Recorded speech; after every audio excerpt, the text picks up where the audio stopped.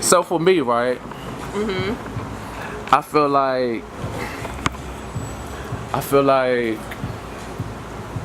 we as black people are very strong. We overcome, right?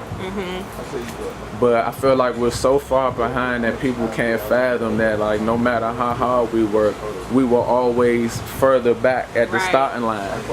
Because even I think about it, like, because you see, like, other cultures, like, they, like, help each other.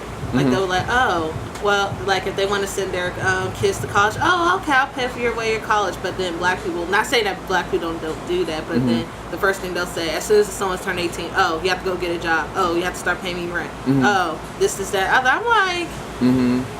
But that has to do with, like, generational wealth. I also think that, you know what I'm saying? So goes back to, like, job opportunities back then. How much you still going to pay a black person versus paying somebody that's not black. Right. You know what I'm saying? I think that's still an issue that happens today. You know what I'm saying? So yes, we have successful millionaires and billionaires, black people, but everybody didn't get the formula to get that. You know what I mean? Right. I understand what you're saying. So what is this event? Where are we at?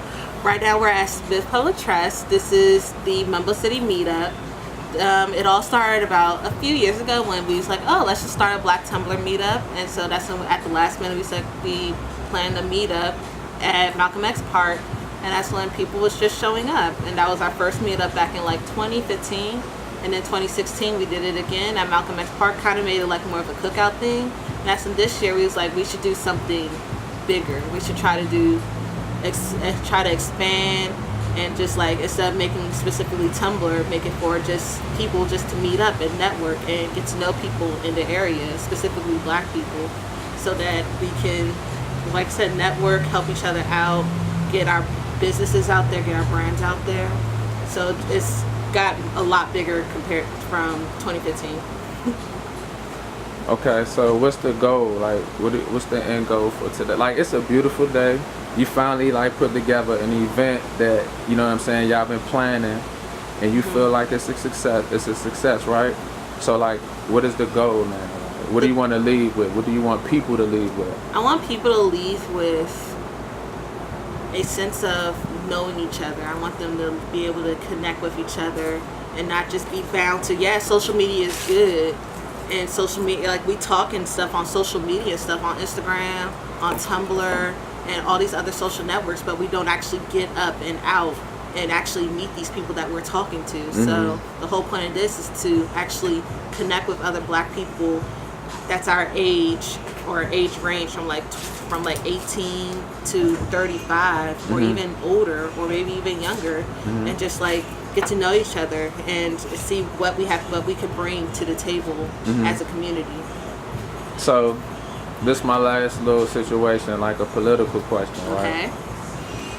One of the things that I struggle with as a creative, I was just talking to my cousin about this, because, you know what I'm saying, I'm trying to formulate a direction with my creativity, you know what I mean, and ultimately make it more of an opportunity for me to network with people, you know what I'm saying, but network with people with good energy, you know what I mean?